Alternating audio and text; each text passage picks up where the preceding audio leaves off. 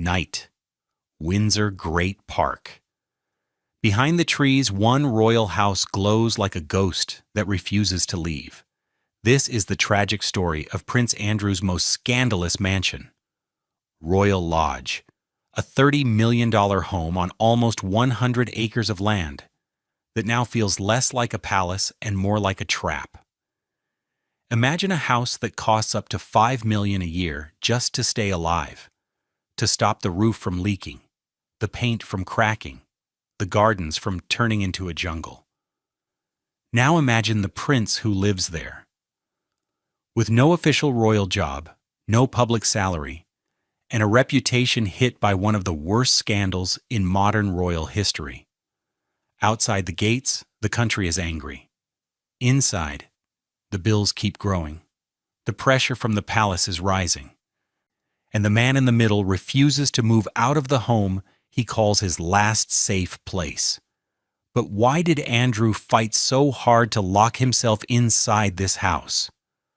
What secret deals, family promises, and hidden fears are buried under Royal Lodge's perfect lawns? And how long can one mansion hold up an entire royal scandal before it finally collapses?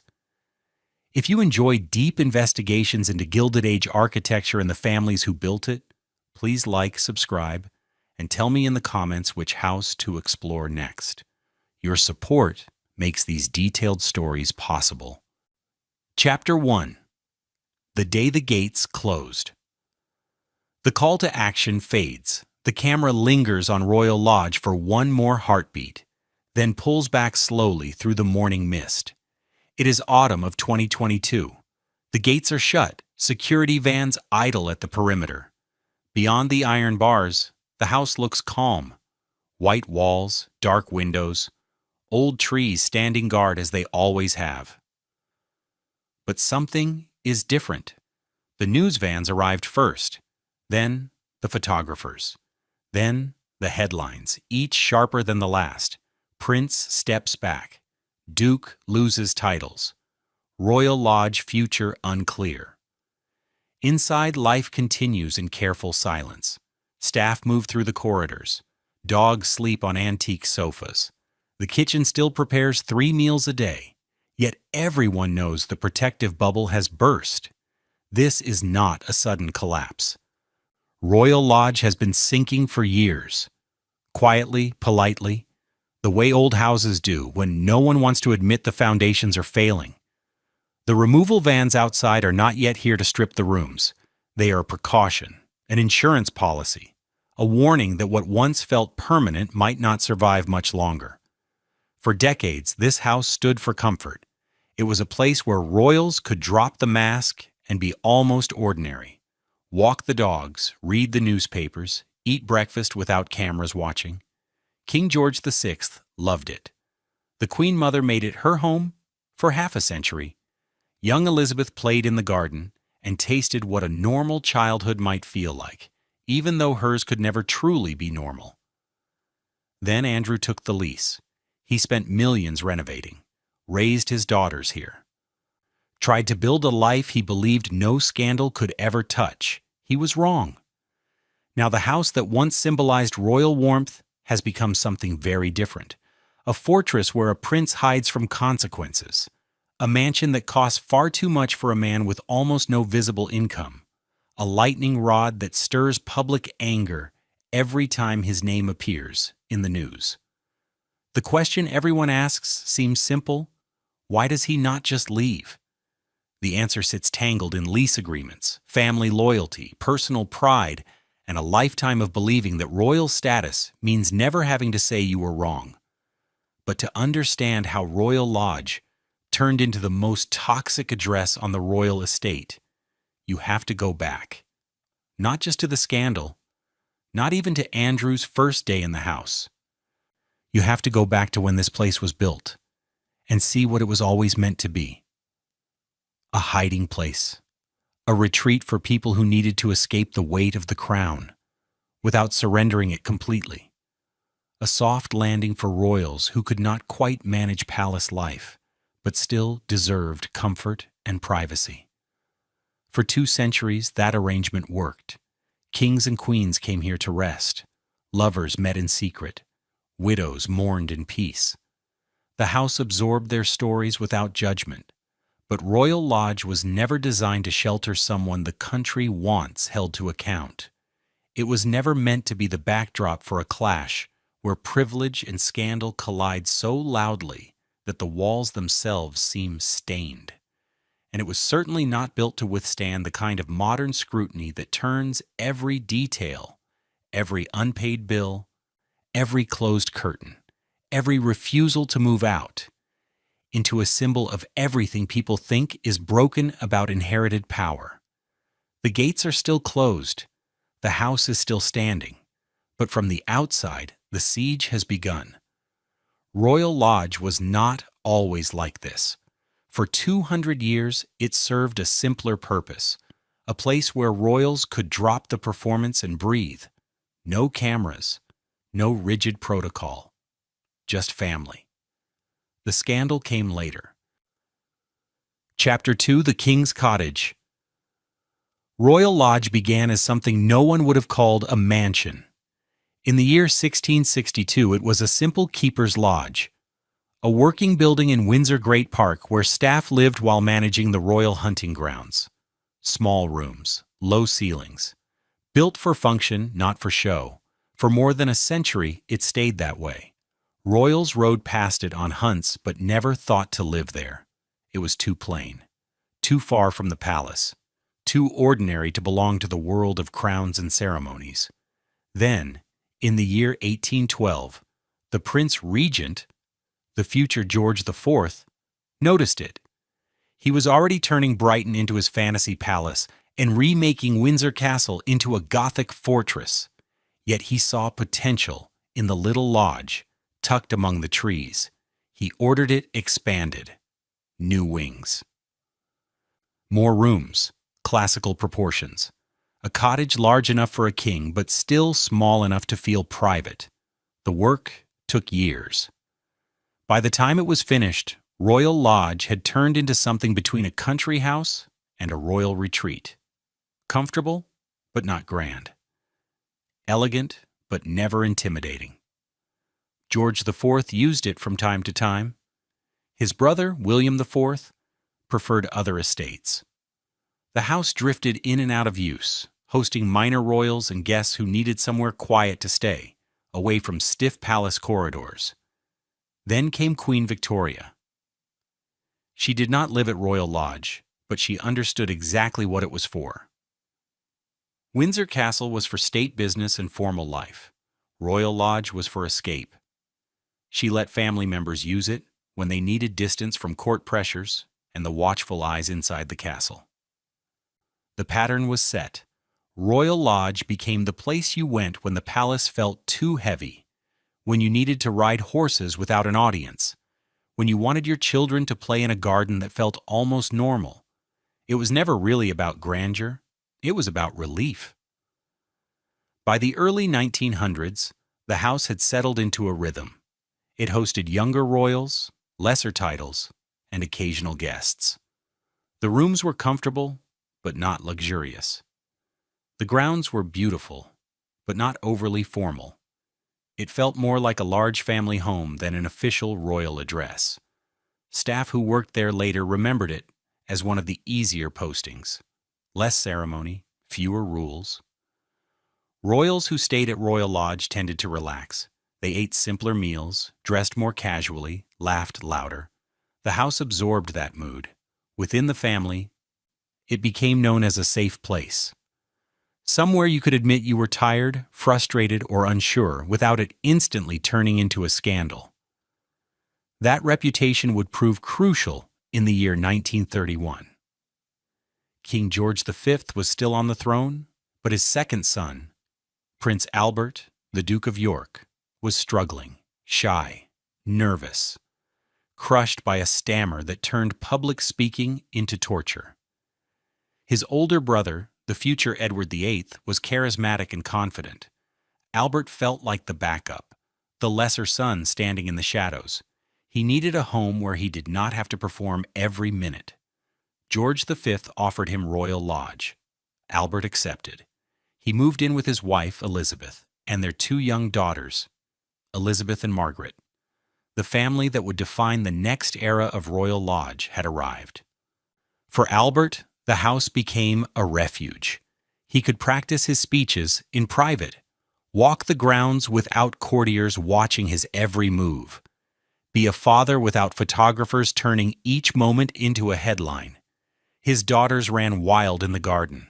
They climbed trees, built forts, played with the dogs.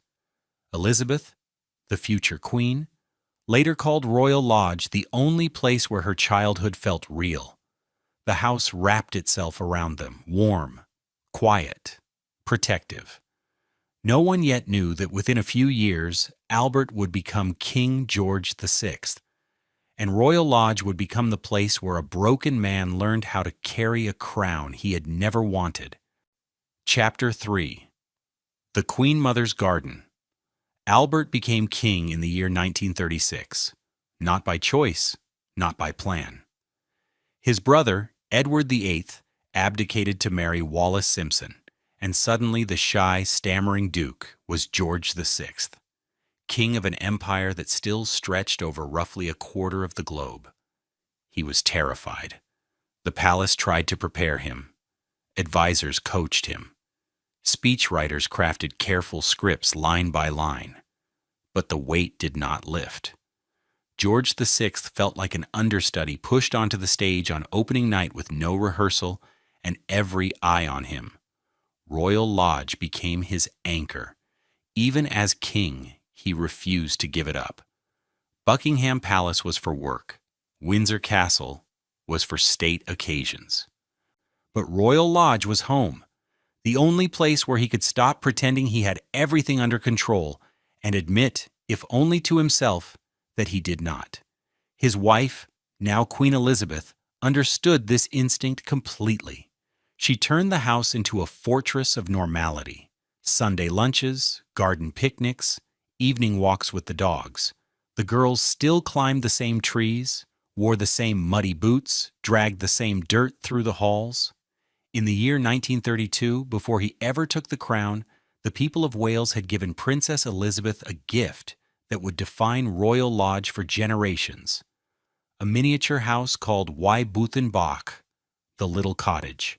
It sat in the garden, a perfect replica of a Welsh cottage, scaled down to child size. 2 small rooms, working doors and windows, tiny furniture. A little kitchen with running water. Elizabeth and Margaret treated it like their private kingdom. They swept the floors, arranged the dishes, invited guests for pretend tea. It was the only space in their lives where they had complete control, where being a princess did not matter and no one was watching. The little house is still there. When war came in the year 1939, Royal Lodge became something else. A hiding place, in the most literal sense. George VI and Queen Elizabeth refused to evacuate themselves. They stayed in London during the Blitz, but they sent Elizabeth and Margaret to Windsor Castle for safety. Royal Lodge sat empty for months at a time, shuttered and dark, like a stage waiting for its actors to return. After air raids, the family would retreat there to recover. The house had no military importance, no strategic value, just quiet rooms where a king could stop performing courage for a few hours and finally admit he was exhausted. Staff remembered those years as strange. Long silences, a tension in the air that never quite lifted. The king pacing the halls late at night, smoking too much, worrying about his country, his daughters, and whether the next night would be worse than the last. But Royal Lodge held him. It gave him space to fall apart in private so that he could hold himself together in public. The war ended. Britain survived. George VI had proved stronger than almost anyone expected, but the effort had quietly destroyed his health. He died in the year 1952, suddenly. A heart attack in his sleep at Sandringham. Queen Elizabeth became the Queen Mother overnight. Her daughter was now Elizabeth II. The old life was gone. She could have moved anywhere. Clarence House, a grace and favor apartment, a smaller country estate with fewer memories. She chose Royal Lodge. She stayed for 50 years. The house that had once sheltered a nervous father now sheltered a grieving widow. She kept his rooms almost exactly as he had left them. His books on the shelves, his favorite chair by the window, photographs on every surface. The garden became her obsession. She widened the flower beds, added new paths, and slowly turned the grounds into one of the most beautiful private gardens in all of England. The little Welsh cottage remained in its corner. Her grandsons, Charles, Andrew, Edward, played there as children, just as Elizabeth and Margaret had before them. Royal Lodge became a living memory, a place where time moved more slowly, where the Queen Mother could hold on to the life she had lost when her husband became king and then died too young. By the time she reached her 90s, the house and the woman had become inseparable. Staff spoke about her in the present tense, even when they were remembering the past. She was always there. She always would be. Until the year 2002. Chapter 4. A Prince, a Divorce, and a Second Chance. The Queen Mother died in March of the year 2002. She was 101 years old. Royal Lodge had been hers for half a century. Now, for the first time since the 1930s, the house stood empty. The family had to decide what came next. Some suggested turning it into a museum.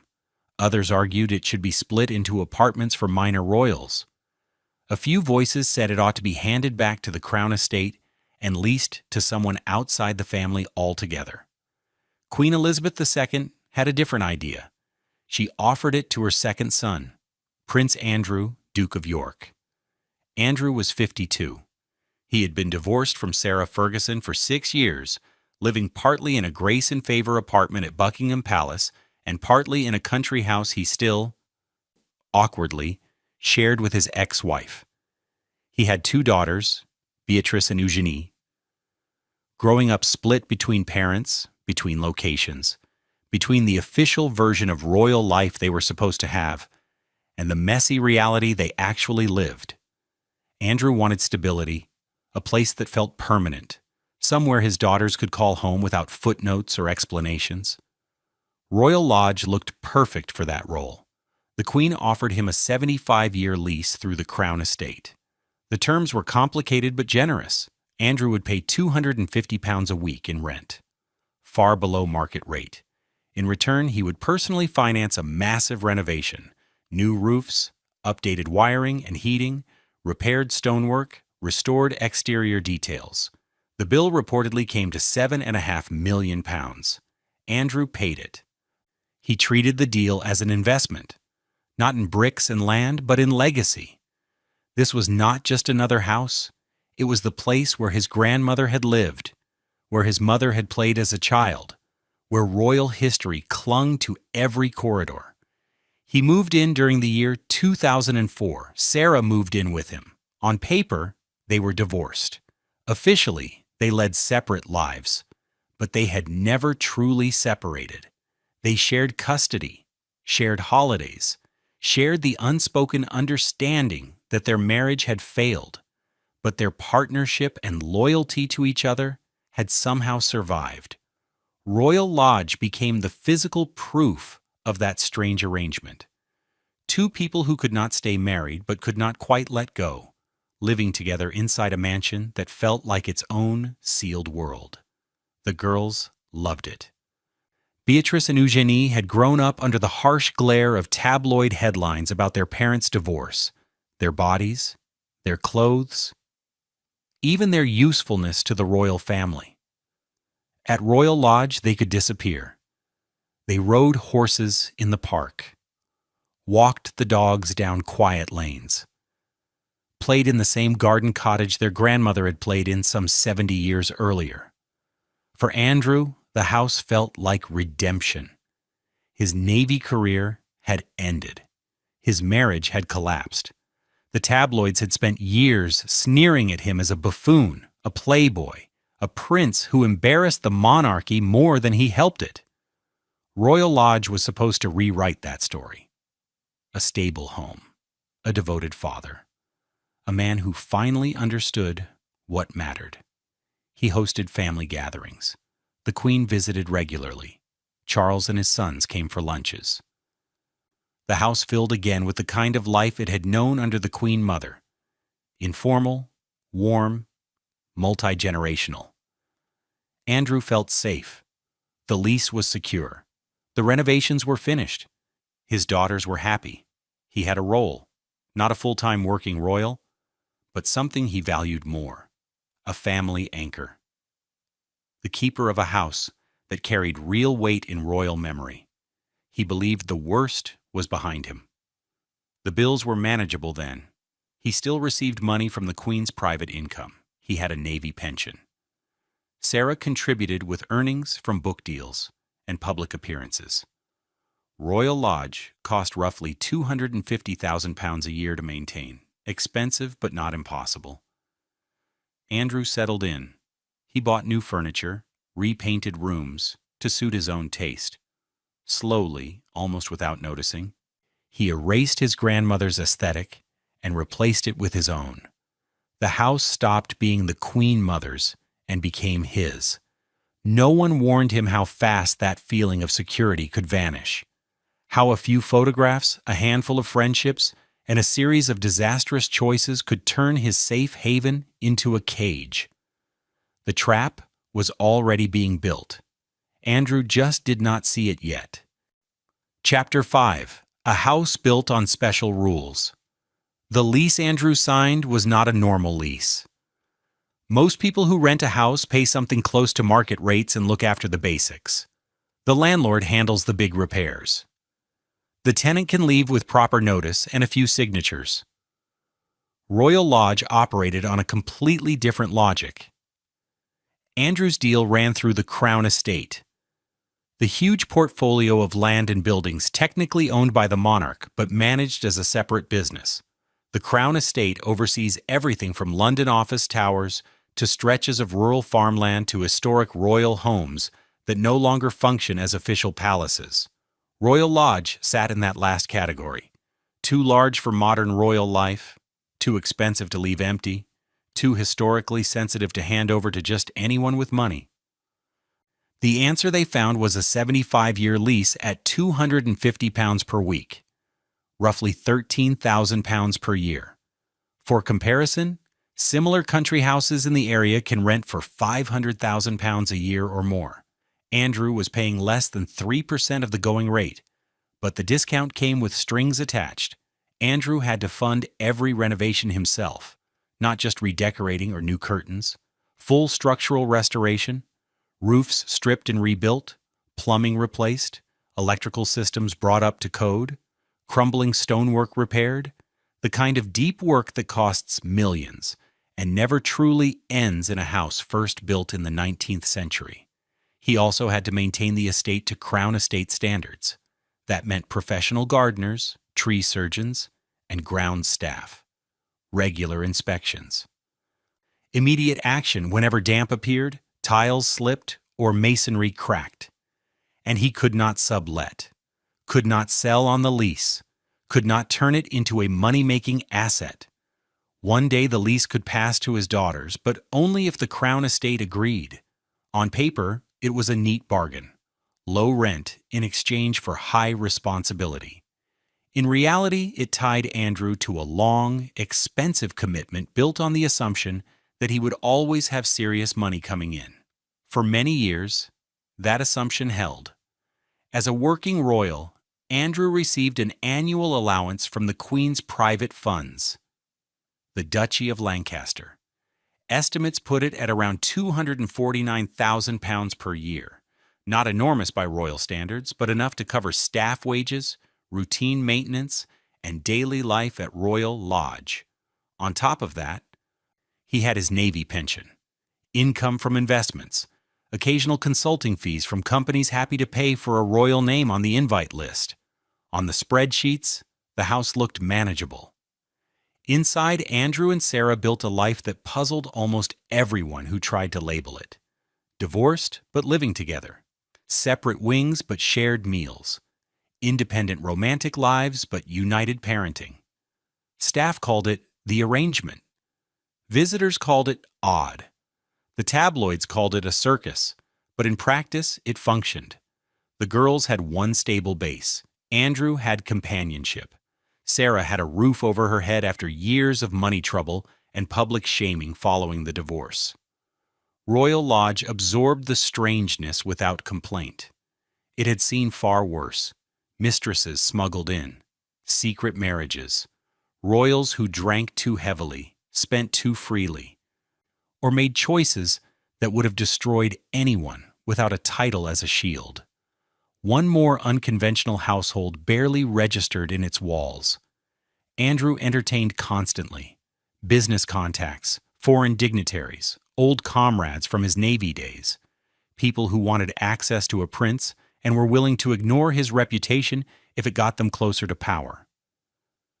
The house gave him status, leading guests through rooms his grandmother had lived in, pointing out gardens where future queens had played.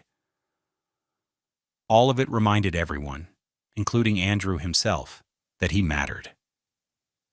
That he was plugged into a story much bigger than his own life. He needed that reassurance, more than he ever admitted. His older brother Charles was the heir. His younger brother Edward was quietly effective. His sister Anne was widely respected for her relentless work ethic. Andrew was the spare who had fought bravely in the Falklands War, and then spent more than 30 years trying to prove he was still important. Royal Lodge became his evidence, yet the same lease that made him feel protected also left him exposed. He had poured millions into a house he did not own. He had agreed to maintenance costs that would only grow as the building aged and failed in new ways. He had wrapped his public image and private identity around a property that could, in theory, be taken away if the ground beneath him shifted. The Crown Estate owned the walls and the land. The Queen controlled his allowance. His role as a working royal was what justified both of those supports. Andrew's sense of safety relied on all three pillars staying exactly the same. By the year 2010, hairline cracks were starting to show. Tabloid stories questioned his business friendships. Expenses scandals turned royal spending into a public minefield. Quiet muttering began about associates whose names would later sound radioactive. Andrew ignored the signs. From inside its gates, Royal Lodge felt too solid, too rooted in history to ever truly fall. He was wrong. Chapter 6. Life Inside the Bubble. By the year 2015, Royal Lodge had become Andrew's entire world. The house had settled into a rhythm that felt almost ordinary, as long as you ignored everything beyond the gates. Mornings began with dogs. Andrew kept several of them. A rotating pack of corgis and other breeds that drifted through rooms filled with antique furniture as if they owned the place. Staff learned to work around them. Sofas lost their sharp lines. Carpets collected hair. Nobody complained. This was simply how the house lived. Breakfast was informal. Sarah often joined him at the table. They read newspapers, discussed the girls, planned the day in low voices. To outsiders, it was disorienting. A divorced couple who behaved like a long-married pair in everything except legal status. The rooms reflected Andrew's taste more than inherited royal tradition. After moving in, he had stripped away much of his grandmother's gentle florals and soft pastels, replacing them with heavier furniture, darker shades, and spaces that felt more overtly masculine. Photographs covered almost every flat surface. Andrew with world leaders, Andrew in naval uniform, Andrew with his daughters at different stages of their lives.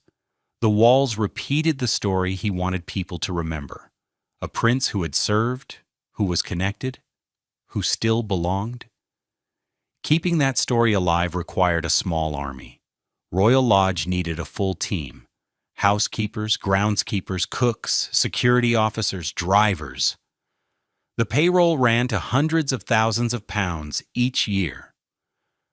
They managed a house that had to be permanently ready. Ready for a last-minute visit from the Queen. Ready for family gatherings that might suddenly expand to dozens of people. Ready for Andrew to sweep guests through on informal tours, pointing out the garden cottage and the rooms where earlier generations had lived and grieved. Yet fewer visitors came than Andrew would have liked. His official royal diary had thinned over time. There were fewer engagements, fewer ribbon cuttings, fewer invitations where his presence was considered essential. His role as special representative for international trade and investment had ended badly, criticized as costly, ineffective, and uncomfortably close to some controversial individuals. Royal Lodge became the compensation prize. If the institution no longer needed him as a visible working royal, he could still be the custodian of an important house, the keeper of family memory, the link back to his grandmother's world. Beatrice and Eugenie came and went. They had jobs, partners, London flats, lives of their own. But they returned often.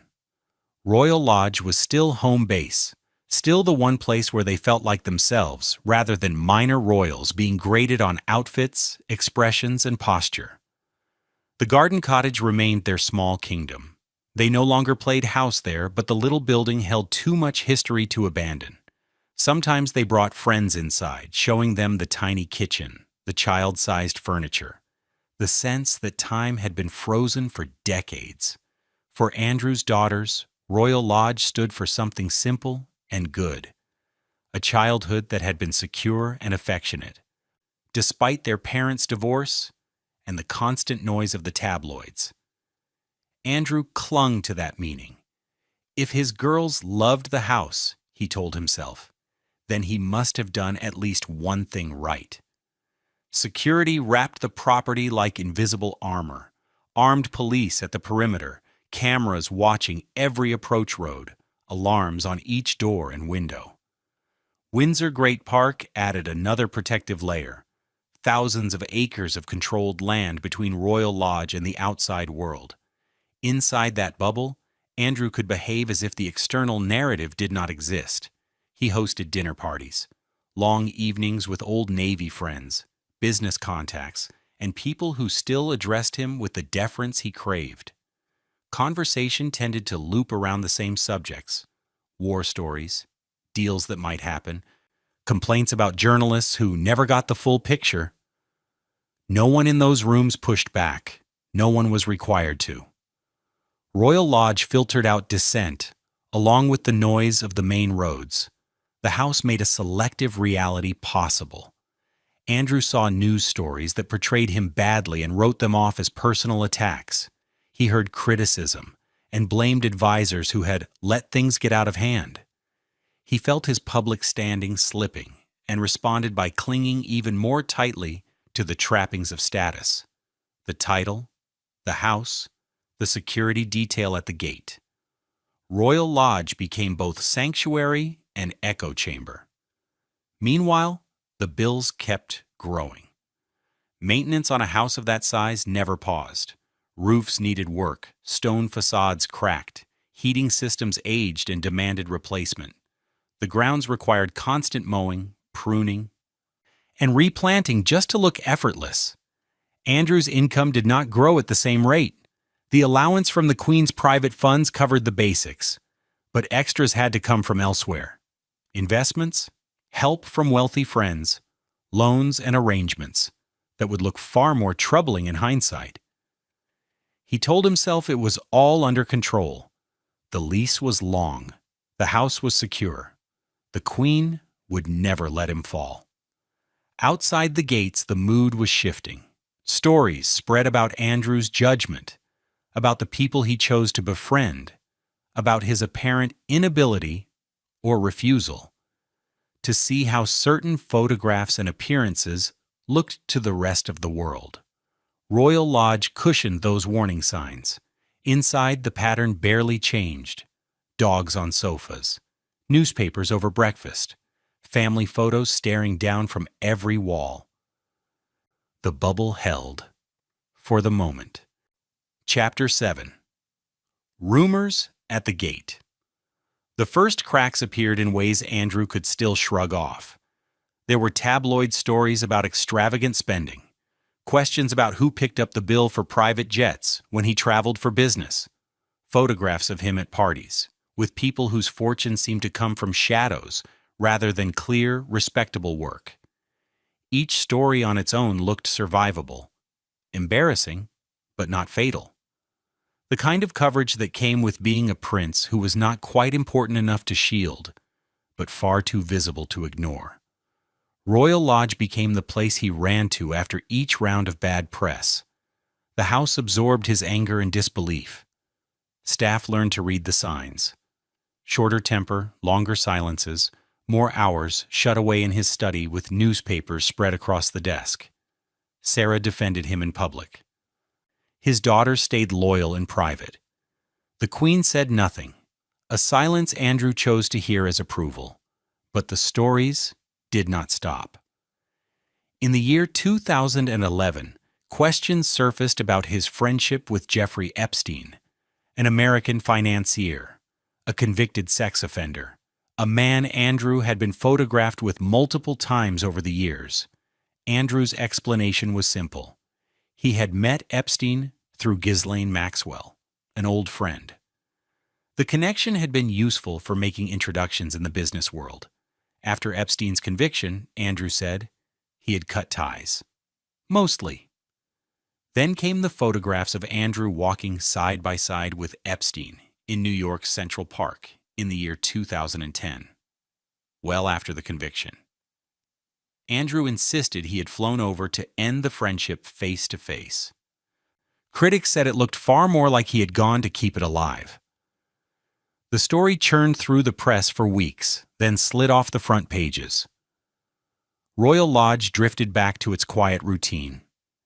Yet something had changed. The protective bubble around Andrew's life felt thinner, easier to puncture. Security incidents began to climb. In the year 2013, a man scaled the fence at Royal Lodge. In the year 2016, another intruder was found wandering the grounds. Both times, security intercepted them before they reached the house itself. Staff whispered about weak spots, cameras that left blind corners, patrol routes that did not cover every path. A system designed for a gentler era, struggling to keep up with modern obsession and risk. Andrew demanded upgrades, more cameras, more patrols, higher, stronger fences. The Crown Estate approved some of his requests and quietly declined others, citing budgets, proportionality, the fact that Royal Lodge was not Buckingham Palace and could not be treated like a royal fortress. Andrew felt exposed. The house that had once seemed like a fortress now felt as if it had hairline cracks in its walls. Inside, life carried on under steadily rising pressure. Sarah's finances remained shaky. Book deals that underperformed, business ventures that never quite worked, long trails of debt from earlier years of overspending, and bad advice. She leaned on Andrew's stability. He leaned on her presence. Both of them leaned on Royal Lodge as the one solid structure holding the rest of their lives together. Guests began to notice the strain. Dinners felt more forced. Conversations looped back again and again to the same themes. Unfair media, advisors who had mismanaged things, a public that, in Andrew's view, refused to recognize his service and loyalty. Old friends started turning down invitations. The house felt less like a sanctuary and more like a bunker where Andrew stockpiled grudges. The girls worried. They saw their father retreating into himself. They saw their mother struggling with money while living in a vast mansion that screamed wealth from every angle.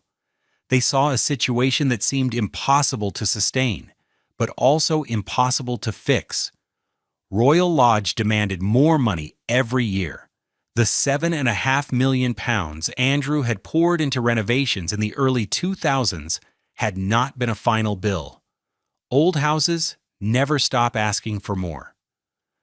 New estimates pointed to another £5 million worth of work coming due. Roofs again, failing drainage, structural repairs that could not be delayed without real risk. Andrew did not have £5 million. He did not have one spare million sitting in an account. The financial model that had once looked stable was falling apart. His allowance covered daily running costs, but not major restoration. Most of his available wealth had gone into the first wave of work. The lease that had once made him feel untouchable now looked like a snare. He could not sell the house to unlock its value. He could not walk away without losing everything he had sunk into it. Royal Lodge owned him as much as he officially occupied it. Then, in the year 2019, everything collapsed. Virginia Giuffre filed a lawsuit in the United States. She alleged that Jeffrey Epstein had trafficked her to powerful men, including Prince Andrew. She described specific encounters, specific dates, specific places. One photograph showed Andrew with his arm around her waist. Ghislaine Maxwell stood beside them, smiling into the camera. Andrew was in his early 40s in that photograph from the year 2001. Virginia Giuffre was 17. This time, the bubble did not bend. It broke. The walls of Royal Lodge could not keep this story out. Chapter 8. When a friend becomes a curse. Andrew's first instinct was denial. He admitted he had met Virginia Giuffre, but insisted he could not remember the encounter. The photograph was real, he said, yet the situation around it was harmless. The allegations were, in his view, completely false, driven by money, tied to a sprawling American legal battle that, as he saw it, had nothing to do with him. His advisors told him to stay quiet. Let the lawyers handle statements. Avoid feeding the tabloids with half answers and off-the-cuff comments. Andrew ignored them. In November of the year 2019, he agreed to sit down with BBC Newsnight. He genuinely believed he could explain everything, clear his name, show the public that the accusations were ridiculous once they heard his side. The interview aired on a Saturday evening, 49 minutes that would dismantle what little remained of Andrew's reputation. He claimed he could not have been in London on the night in question because he was at a Pizza Express in Woking with his daughter. He said he did not remember ever meeting Virginia Giuffre, despite the photograph that placed them inches apart. At one point, he even suggested the image might have been altered. He described his friendship with Jeffrey Epstein as a useful way to make business connections. Staying at Epstein's properties, he explained, was simply practical, convenient basis for trips. When asked if he regretted the friendship, Andrew talked about the opportunities it had offered him in terms of networking. Only when pressed did he shift to acknowledging the victims. And even then, his tone made it sound as if he felt more wronged by the scandal than they had been by the crimes. The most damaging moment came when he tried to justify his visit to Epstein in New York in the year 2010, after the conviction. Andrew said he had traveled there to end the friendship face to face because that was the honorable and right thing to do. The phrase landed like a brick. Breaking up with a convicted sex offender in person, inside the man's mansion, did not sound honorable to viewers. It sounded like a flimsy excuse from someone who could not admit he had chosen to stay close to the wrong person. The interview went viral almost instantly. Clips tore across social media. Commentators called it a disaster, a slow-motion car crash, a textbook example of how not to handle a reputational crisis. Andrew walked away feeling he had been clear and straightforward. The audience saw something else entirely. A man defensive, detached, and apparently unable to grasp why his decisions looked so appalling to everyone else. Within days, the palace announced that Andrew would step back from royal duties. Not for a short pause, indefinitely. He would keep his title. He would keep his honorary military roles. He would keep Royal Lodge. But he would no longer represent the Queen. No more patronages, No more public engagements, no more pretending to hold a meaningful official role inside the institution. Andrew withdrew to Royal Lodge. The house that had always been his refuge now narrowed into his only real territory. The last place where he still felt like a prince rather than a headline. Staff noticed the shift immediately. Longer stretches went by without him leaving the grounds. Visitors grew rare. Meals were often eaten alone or only with Sarah at the table. Beatrice and Eugenie visited whenever they could. But even their presence could not repair what had been broken on television. They loved their father. They believed in his innocence. Yet they also understood what the interview had done. It had confirmed every negative story people already suspected about him. Royal Lodge itself seemed to change. The atmosphere grew heavier. Rooms that once felt lively now felt dim.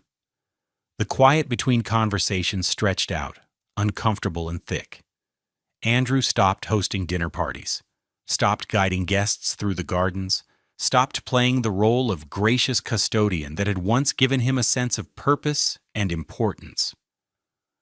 The armed security patrols still circled, staff still polished silver and trimmed hedges, but the house had lost its warmth.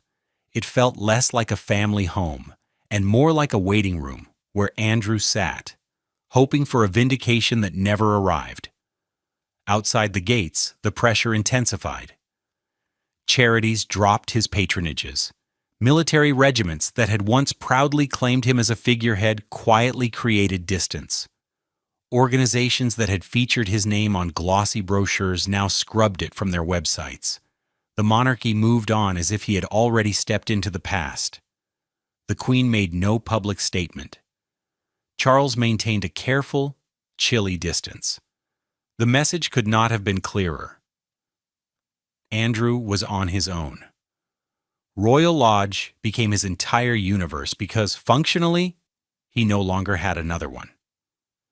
He watched the news obsessively, recorded broadcasts, read every column, saw his name become shorthand for entitled privilege and catastrophic judgment. The house could not shield him from that.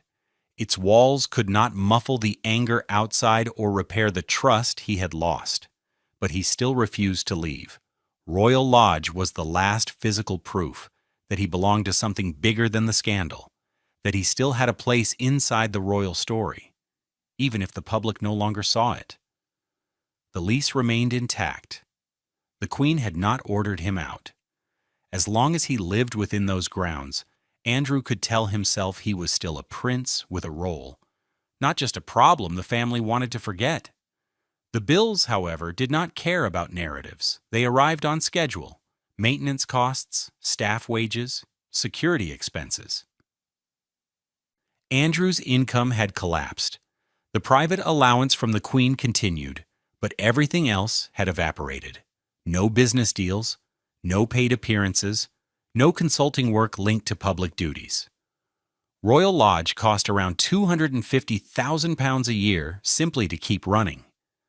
Andrew no longer had a clear, reliable way to pay that bill. The trap pulled tighter. The house he had fought to secure, the property he believed would guarantee his future, was now the place slowly dragging him toward financial ruin. Chapter 9. The Money Runs Out. September of the year 2022. Queen Elizabeth II died at Balmoral. Andrew was with her at the end. One of the few family members present when she passed. For a brief moment, his scandal faded into the background, pushed aside by visible, shared grief. He walked behind her coffin during the funeral processions, stood vigil beside it at Westminster Hall. The cameras caught him in naval uniform, tears in his eyes, a son mourning his mother. For a short time, the public softened. Whatever else Andrew had done, he was grieving. The softness did not last. King Charles III took the throne with clear priorities: streamline the monarchy, cut costs, modernize the institution, and quietly remove anyone who created more problems than they solved. Andrew fit that last category exactly. Within weeks, Charles made his position unmistakable. The allowance would end. Andrew would receive no further funding from the Duchy of Lancaster, no support from the sovereign grant, no financial help beyond what was strictly required for security. Officially, the decision was framed as practical. Andrew carried out no royal duties.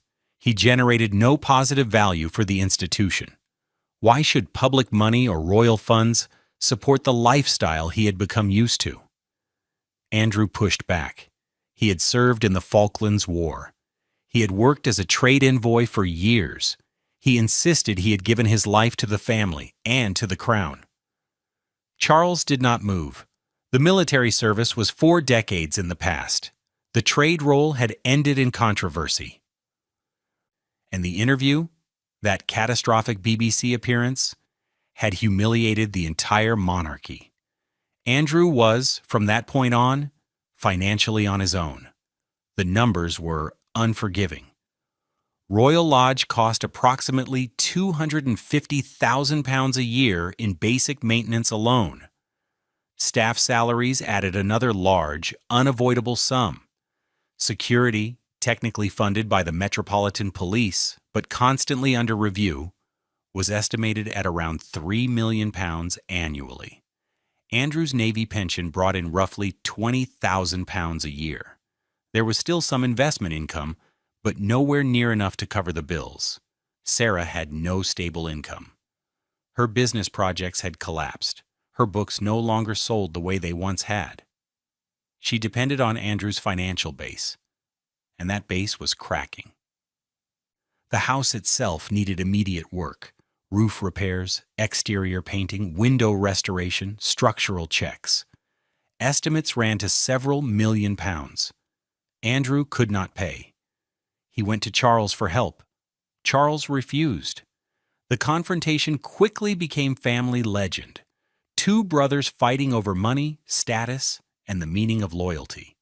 Charles saw Andrew as a dangerous liability who needed to face reality. Andrew saw Charles as turning his back on him at the worst possible moment. Behind the scenes, the palace floated other options. Frogmore Cottage, the smaller property vacated by Harry and Meghan, was available. Recently renovated. Big enough for Andrew and Sarah, far cheaper to run. Andrew refused. Royal Lodge was his home. His lease remained valid for many decades. He had spent millions improving the property. Walking away would mean admitting defeat, admitting that everything he had invested, money, pride, identity, was gone. Charles increased the pressure. No allowance, no exceptions. Either Andrew found a way to pay for Royal Lodge himself, or he would have to accept a smaller house. Friends stepped in. Reports surfaced of wealthy contacts offering loans, former business associates providing quiet financial support.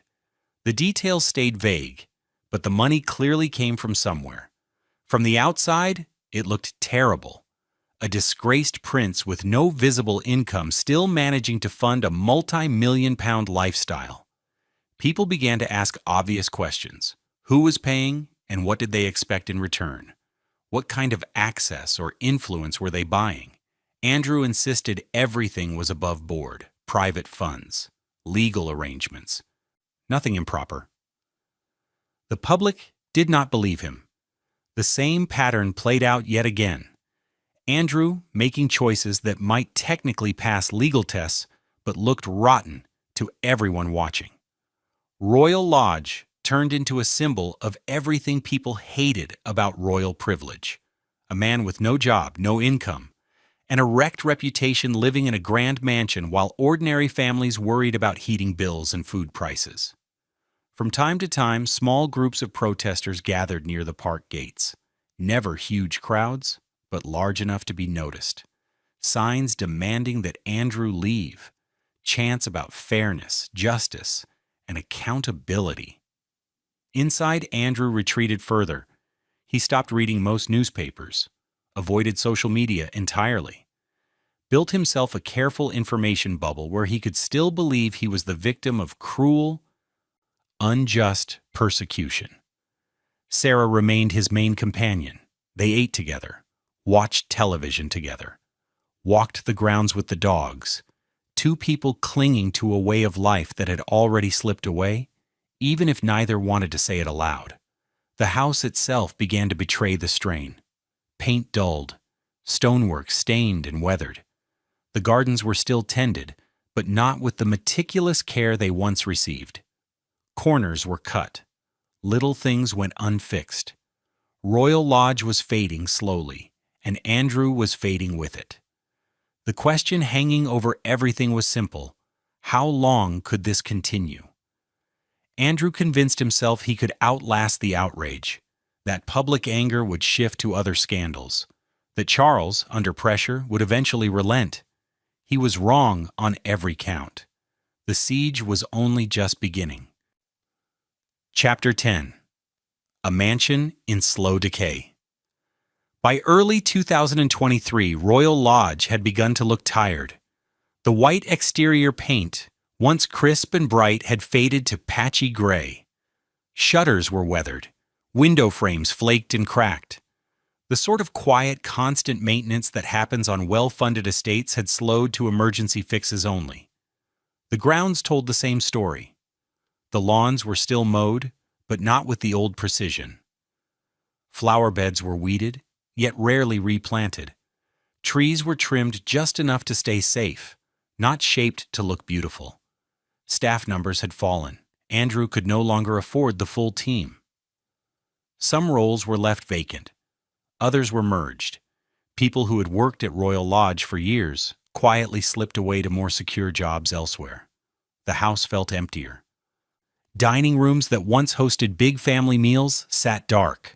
Rooms that needed constant care were simply closed off, left unused to cut costs. Andrew adapted by shrinking his world. He lived in fewer rooms, spending most of his time in his study or bedroom. Whole wings were allowed to go cold in winter to save on heating.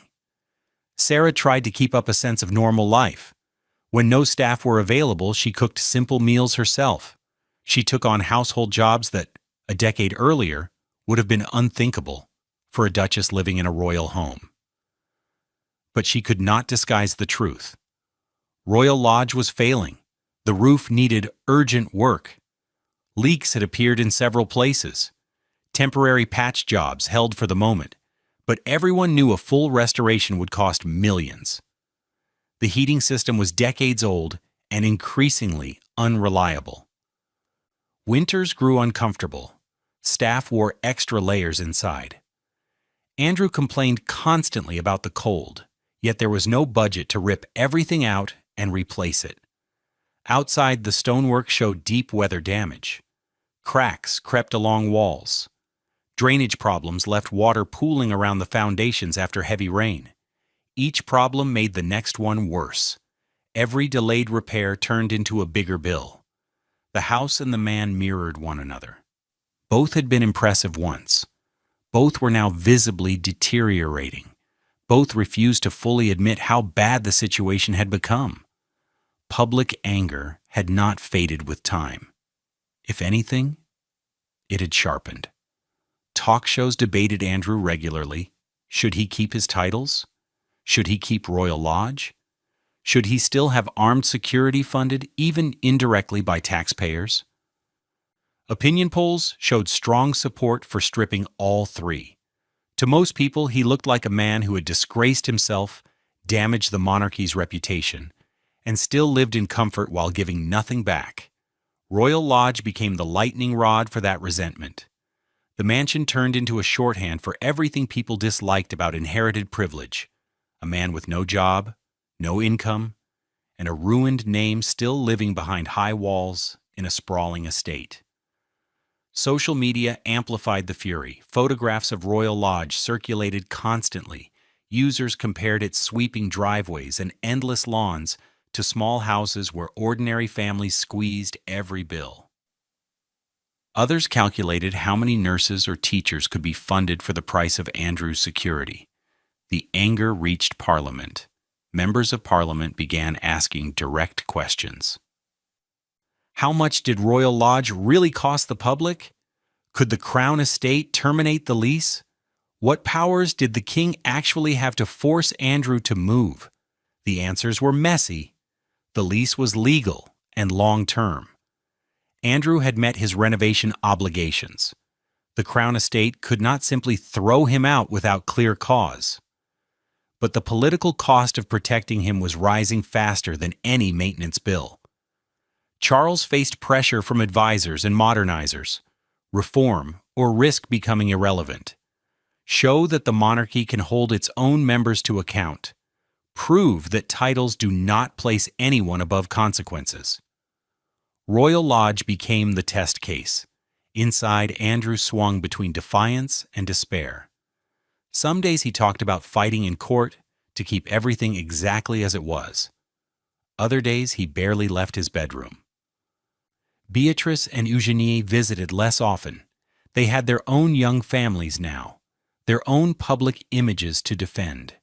They loved their father, but they could no longer stand in front of him as human shields. The little garden cottage stayed exactly where it had always been. Nobody played there now. It had turned into a quiet memorial to another time. When Royal Lodge meant happy childhood summers and private family moments, not scandal and slow decline. Photographers with long lenses lurked at the edges of Windsor Great Park. They captured Andrew walking alone with his dogs, Sarah tending the garden, empty rooms visible through half-drawn curtains. Each new image became a story. Each story poured more fuel onto the anger. Royal Lodge was now described as Britain's most hated house. Not because the bricks or the gardens had done anything wrong, but because the building had become fused in people's minds with a man who would not accept that his era was over. The walls that once protected him now felt like barriers he could not cross. The lease that once seemed ironclad now felt like a set of chains. The status that had once validated his whole life was now choking him. Andrew had fought to keep Royal Lodge because he believed it proved he still mattered. Instead, it had become proof of the opposite. The house was rotting. His reputation was shattered. His money was gone. His family had, in different ways, moved forward without him. And still, he refused to leave. The standoff could not last forever. Something had to give. The only real question left was whether Andrew would choose to walk out on his own terms, or be forced to go when his last defenses finally collapsed. Chapter 11. The King Draws a Line. In January 2024, the announcement came without drama. Buckingham Palace released a short statement. Prince Andrew would be required to leave Royal Lodge. The Crown Estate had ended lease negotiations. Alternative accommodation had been arranged. No explanation, no apology, just a dry administrative notice that quietly shattered decades of assumption. Andrew had always believed his lease was untouchable. 75 years, legally binding. A contract the Crown Estate could not simply tear up without triggering a huge legal fight. He was wrong. The lease contained clauses, conditions Andrew was expected to meet, maintenance standards, ongoing financial obligations, evidence that he could sustain the property over the long term. On paper, he had failed on several counts. The required renovations were unfinished. The maintenance schedule had slipped badly. Most importantly, he could no longer show that he had the financial capacity to keep Royal Lodge in the condition the Crown Estate demanded. From the Crown Estate side, resor is taken the Crown Estate teach. The reasoning was straightforward. Andrew had breached the lease terms. They were within their rights to act. Andrew's lawyers pushed back. The breaches were technical. The standards, they argued, were being enforced more harshly against Andrew than against anyone else. Other royal leases, they whispered, were not being examined this closely. Behind closed doors, Andrew's team insisted the real motive was political. Charles wanted his disgraced brother out. The public wanted blood. Ending the lease was, in their view, punishment dressed up as contract law. Legally, the arguments could go on forever, but in reality, the legal details no longer mattered. Charles had already made his decision. The monarchy needed a public example to prove it could police its own. Andrew was that example. Royal Lodge was the price. The palace stopped negotiating. The order stood. Andrew could leave voluntarily, or he could face a formal eviction process. Either way, he would not be staying. Frogmore Cottage was still empty, 5 bedrooms, recently renovated. Much smaller than Royal Lodge, but more than enough space for Andrew and Sarah. The rent would be manageable. The maintenance bills would no longer swallow him whole. Harry and Meghan had lived there briefly before leaving for America. Since then, Frogmore had sat as a symbol of a different royal exile. At first, Andrew refused even to consider it. Moving to Frogmore meant conceding defeat, admitting that he had been wrong, accepting that his rank no longer protected him. Royal Lodge was the last piece of his identity as a working prince. Without it, he would simply be a disgraced man with a courtesy title and nowhere grand to hang it. Sarah tried to bring him back to reality. They could not afford Royal Lodge anymore. The house was physically failing. A legal fight would only drag everything into more public humiliation. Andrew would not hear it. He spoke about principles, about promises he believed the Queen had made him, about family loyalty and a brother who, in his eyes, was abandoning him to save the institution. Yet the facts were brutal. Andrew had no real income, no reserves to fund major works, no way to keep Royal Lodge functioning even if he won a courtroom battle. Staying meant watching the house rot in slow motion, watching staff disappear one by one, watching leaks spread and plaster crumble, watching his last status symbol collapse in front of the cameras. Leaving meant public humiliation, accepting that the fight was over, moving into a house forever linked with Harry and Meghan, the other pair who had been pushed to the margins. Whichever door he chose, he lost. The media followed every twist. Commentators argued over whether Charles was being too ruthless or still too gentle. Callers on radio phone-ins demanded harsher action. Opinion polls showed huge support for forcing Andrew out. Royal Lodge turned into a national argument, less about bricks and gardens, and more about privilege, consequences, and whether a king would ever truly discipline his own brother.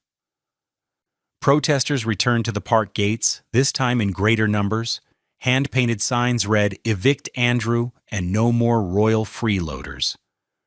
Security handled them carefully. No clashes, no dramatic arrests, just a steady, visible line of public anger aimed at one man and the house he refused to surrender.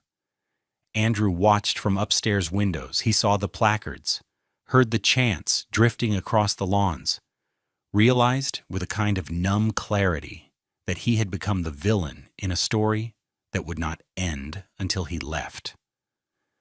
Inside Royal Lodge, time thickened. Days blurred. Andrew moved through his routines on autopilot. Meals, short walks, television, restless nights. Sarah began packing in stages. She had accepted what he still fought. The battle was finished. Better to leave with some order than be thrown out in chaos.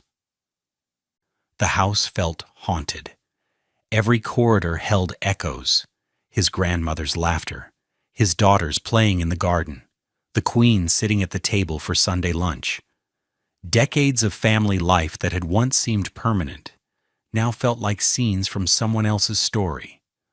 All of it unraveling because Andrew had made decisions he could never take back. The king had drawn a line. Andrew could keep his title. He could appear in family photographs. He could retain the surface trappings of royalty, but he could not keep Royal Lodge. The mansion that was supposed to prove he still mattered had ended up proving something very different. That status without judgment eventually collapses under its own weight. The only unresolved question was how this would end. Would Andrew, at last, accept reality and walk out of Royal Lodge on his own 2 feet? Or would the final chapter be written by security officers and lawyers, escorting him out of the house he had tried so desperately to claim as his forever home? Chapter 12. Packing Up a Life. The moving process began in the spring of the year 2024. Not with drama, no news cameras at the gates, no live coverage, just quiet logistics handled by staff who had done this same, sad choreography many times before for other royal moves. Andrew supervised from a distance. He could not bring himself to fold his own clothes into boxes or take pictures off the walls. Staff did it for him. They wrapped photographs in tissue paper, boxed up books from his study, emptied wardrobes filled with naval uniforms he would never wear again. Every room demanded choices. What would go to Frogmore? What would disappear into storage? What would be given away? And what would simply be thrown out? The process exposed just how much Andrew had layered onto Royal Lodge over more than 20 years. Not only furniture and paintings, but the weight of a life built on the assumption that nothing would ever change. Letters from his Navy days, gifts from foreign dignitaries, framed photos from official visits that would never happen again. All of it kept carefully, because each item represented a version of himself he still wanted to believe in. Sarah handled the practicalities. She knew how to live through collapse. She had been bankrupted before, had faced front-page humiliation before. She understood, painfully well, how to survive transitions that feel impossible on day one and inevitable by the end. She sorted through kitchen cupboards, picked which pieces of furniture might fit in the smaller house, made lists what Frogmore needed, what Royal Lodge should keep for whoever came after. The staff worked with quiet, deliberate efficiency. Many had been with Andrew for years. They did not need him to spell out how humiliated he felt. They saw it in the way he walked the corridors and avoided eye contact. They packed his grandmother's things separately. The Queen Mother's chairs, her favorite lamps, the small ornaments Andrew had left exactly where she had placed them. Those pieces went into storage. He could not bear to throw them away, but Frogmore had no room for shrines to the past. Beatrice and Eugenie came to help. They arrived separately, stayed only a short while, and left with tight faces and red eyes. The little garden cottage was the hardest part. They walked through it together, Andrew, Sarah, and the girls, ducking slightly through the child-sized doorways. No one said much. This was where the girls had played house, where they had felt ordinary, where childhood had been allowed to exist outside scandal, outside lawyers, outside newspaper headlines. The cottage stayed exactly where it was, too fragile to move, too important to tear down. It would wait the way it always had for some future child to open its door and claim it. Beatrice cried quietly in a corner. Eugenie held her father's hand. Sarah took photos on her phone as if she were documenting a crime scene rather than a memory. Andrew just stood there, saying nothing. This was the moment when the illusion finally shattered, watching his daughters grieve for a home and a childhood they knew they would never get back. Removal vans arrived early one morning, big trucks that blocked the drive and made the whole thing visible to anyone watching from the edge of Windsor Great Park. Staff loaded boxes in a steady rhythm, furniture wrapped in blankets, paintings slipped into crates. Decades of accumulated life reduced to a numbered manifest on a clipboard. Andrew stayed inside for as long as he could. He watched from upstairs windows while his possessions vanished into the backs of the vans. Each departing load felt like something being cut out of him. In the end, Sarah persuaded him to leave before the final truck pulled away. Better, she said, to go while Royal Lodge still looked inhabited than to be the last figure walking out of an echoing, empty shell. They drove to Frogmore in Andrew's Range Rover, Sarah at the wheel, Andrew staring out of the window saying nothing, as the only world he recognized slid away behind them. The distance was short. Frogmore Cottage sat within the same Windsor estate, less than 3 miles from Royal Lodge. Close enough that Andrew could still glimpse his old home from certain roads, close enough that the loss felt deliberate, almost taunting.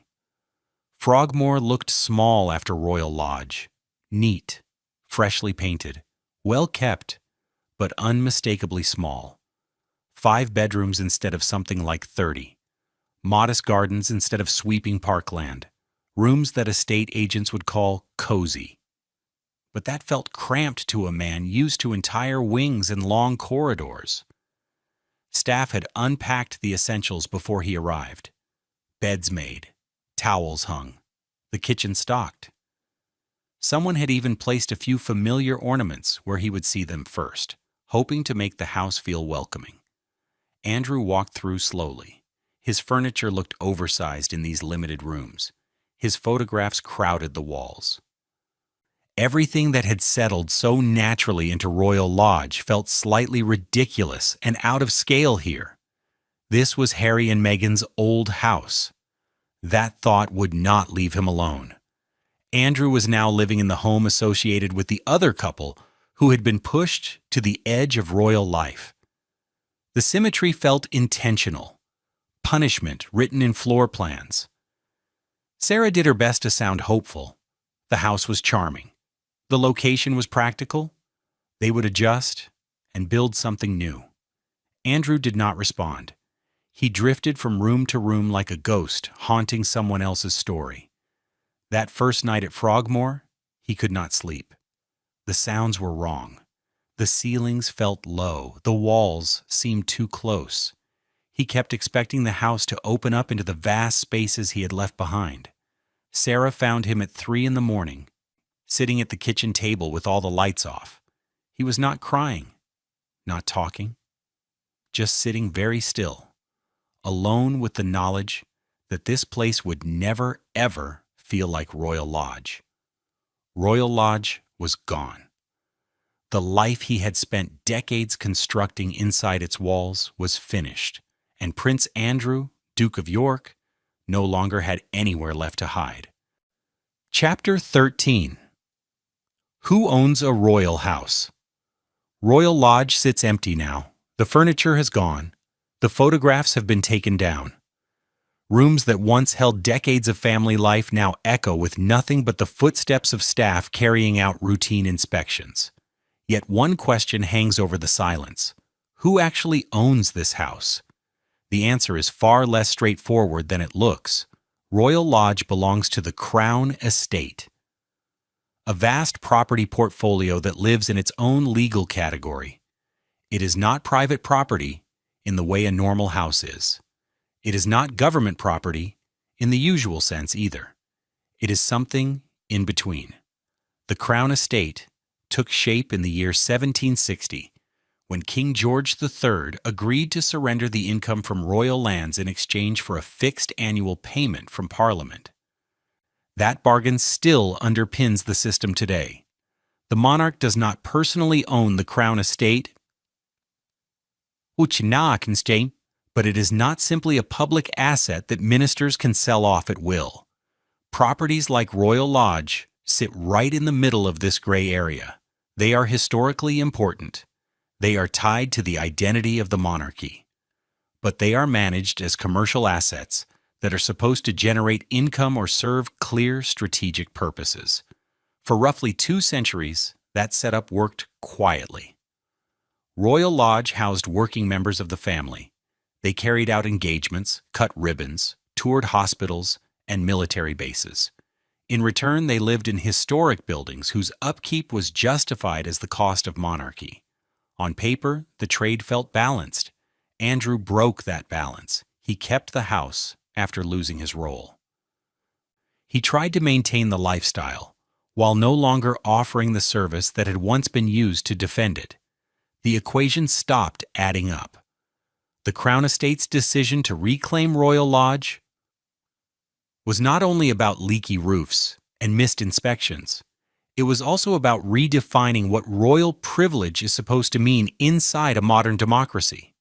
Instinctively, the public grasps this. Polls show that most people do not object to royals living in historic houses, as long as those royals visibly contribute. William and Catherine at Adelaide Cottage make sense to many. They work, they are seen, they represent the institution. Andrew at Royal Lodge did not make sense. He was living a royal life without performing royal duties. The lease Andrew signed looked generous because it assumed he would always be a working royal.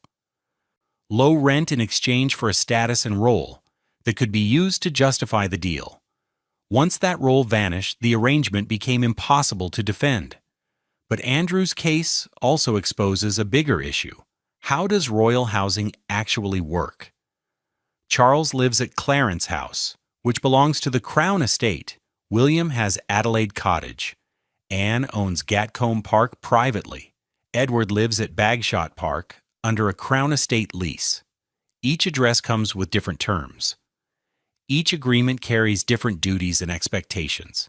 The system is patchwork, shaped by tradition, personal negotiation, and family politics rather than by a single, transparent policy. Andrew's removal drags that system into the open. People are now voicing questions that used to be seen as impolite or niche. How much does it cost to keep these places running? Who picks up the bills? If a royal stops working, should they lose their grace and favor home at once? Or is there a middle ground? There are no simple answers, because the rules have always been flexible, applied case by case, adjusted according to internal family dynamics and shifting public mood. Royal Lodge has become the test for whether those old, quiet arrangements can survive modern scrutiny. The Crown Estate's stance suggests they cannot, at least not without change. Royal homes now need a justification, public benefit, clear purpose. Andrew offered neither. Some critics argue the whole system is rotten at its core. Why should anyone live in a mansion because of an accident of birth? Why should taxpayers underwrite security and maintenance for people who do nothing in return? Others defend the tradition. The monarchy has always included non-working relatives. Royal houses, they say, carry symbolic weight, help preserve history, and cannot be measured purely in profit and loss. Royal Lodge now sits right at the center of that argument. The house itself is Grade 2 listed, legally protected as a historic building. It cannot be demolished or heavily altered without official permission. Its survival as a structure is not in doubt. So what happens next? The Crown Estate has choices. It can lease Royal Lodge to another family member under stricter terms. It can open parts of the property for public tours.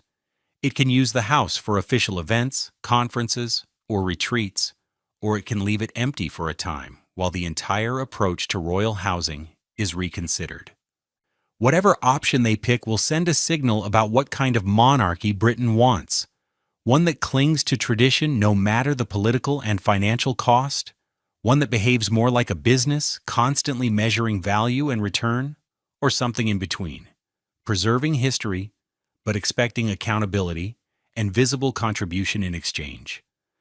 Andrew's lease belonged to an older mindset: low rent, light oversight, quiet assumptions that status would last forever and justify almost anything. That mindset is dying. Royal Lodge is its clearest casualty. The house will endure. It has already survived roughly 3 centuries of wars, abdications, coronations, and family dramas.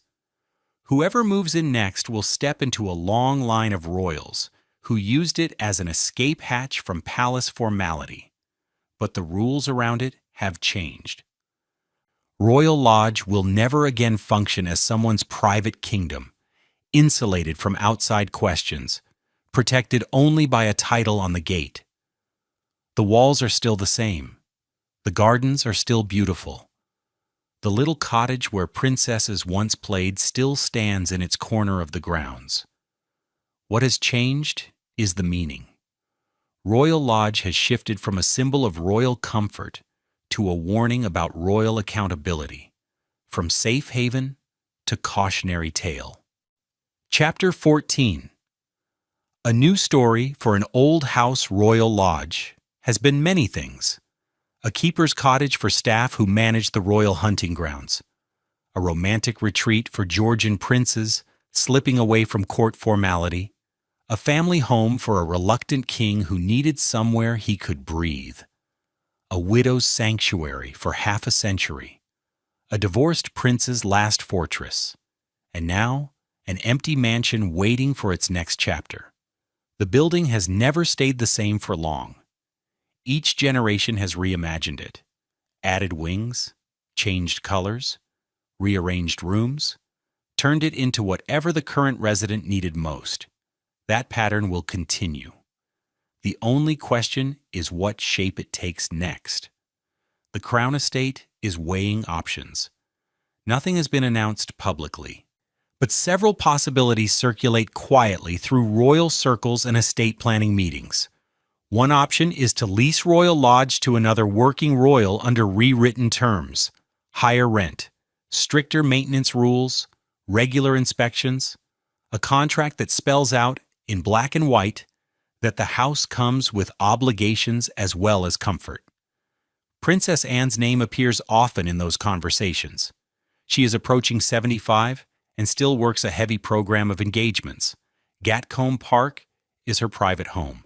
Royal Lodge could, on paper, serve as an official residence supporting her duties while remaining a Crown Estate asset. Edward and Sophie are another theoretical fit. Their workload has increased since Andrew stepped back. Royal Lodge could serve as a southern base, with Bagshot Park remaining their primary home. But both scenarios have obvious problems. Anne does not need another house and is famously practical. Edward and Sophie are settled where they are. Moving them would look less like strategy and more like shuffling pieces to cover an awkward gap. A second option is to open Royal Lodge to the public, not as a full-time museum, but in a limited way. Guided tours of selected historic rooms, access to parts of the gardens in summer, educational programs about George VI, the Queen Mother, and the role the house played in their lives. There is a precedent. Frogmore House opens for a few days each year. Clarence House offers summer tours. Royal Lodge could follow a similar pattern. Mostly private, occasionally accessible. Ticket revenue would help offset maintenance bills. Limited public access would make it easier to justify keeping the property within the Crown Estate. It would also signal transparency, an invitation to see a place people feel they have been indirectly funding for years, but nothing is simple. Royal Lodge sits deep inside Windsor Great Park. Security concerns make public access complicated. Visitor facilities, parking, and crowd management systems do not currently exist. Building them would cost millions before a single ticket is sold. A third option is to repurpose Royal Lodge purely for official use, rather than as a personal residence. It could host high-level receptions, provide extra accommodation during state visits, serve as a venue for private meetings that need discretion without the heavy symbolism of Windsor Castle. In that model, Royal Lodge becomes a working asset, maintained to a high standard, used regularly, but not tied emotionally or politically to any one family member. No more sense of it being a gift to an individual whose conduct might later cause trouble. This vision fits neatly with Charles's idea of a slimmed-down monarchy. Fewer perks, more function, properties serving the institution, not individual comfort. A fourth option, mentioned rarely and nervously, is to lease Royal Lodge to someone outside the royal family entirely. It is not impossible. Crown Estate properties are sometimes leased to private tenants under strict heritage constraints. A private leaseholder would be obliged to maintain the building to conservation standards, accept limits on alterations, and possibly allow occasional public access. That would pull Royal Lodge out of the royal housing argument altogether. The financial burden would shift to a private purse. The Crown estate would bank a significant income stream, but it would also feel like a retreat, a quiet admission that some royal properties are now too expensive to justify as royal homes. And once one house goes, pressure grows to ask which one should be next. For now, no final choice has been made. Royal Lodge sits in limbo. A skeleton staff keeps the basics going. Groundskeepers still cut the grass. Security teams still patrol the perimeter. Lights still come on at night. But the house has no resident, no clear assignment, no defined future. It has been here before. After George IV died, Royal Lodge drifted, underused, and half forgotten. After George VI died, it might easily have been closed or repurposed. Instead, the Queen Mother claimed it and gave it another 50 years of vivid, lived-in history. The house has survived by adapting, by attaching itself to people who needed exactly what it could offer. The problem now is that it is not clear anyone needs what Royal Lodge offers anymore. A 30-room mansion in a royal park costs millions of pounds a year to keep alive. What modern royal truly requires that much space? What role justifies that kind of expense in an era of tight budgets and public scrutiny? The answers are not obvious. Royal Lodge was built for a world where royals needed secluded retreats to disappear from public view, where sprawling estates were normal rather than awkward, where a title automatically opened every door. That world is shrinking. It may already be gone. Royal Lodge will almost certainly endure as bricks and stone. Historic buildings usually do, but it may endure as something entirely different from what it once was.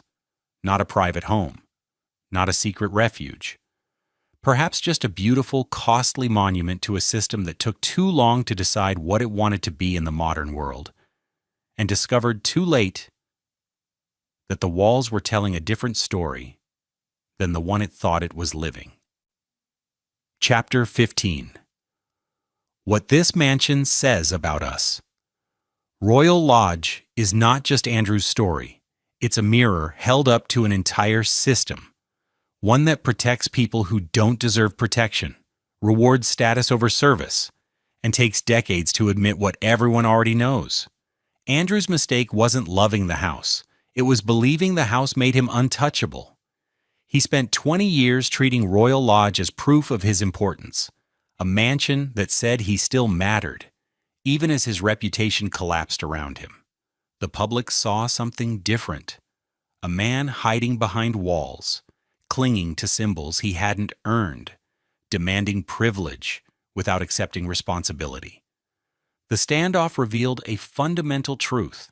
Titles don't protect you from consequences. They just delay them. For the monarchy, Royal Lodge became the price of credibility. Charles had to prove the institution could hold its own accountable. That family loyalty had limits. That being a prince didn't mean immunity. Forcing Andrew out wasn't cruelty. It was survival. But the lesson extends beyond one disgraced prince and one mansion.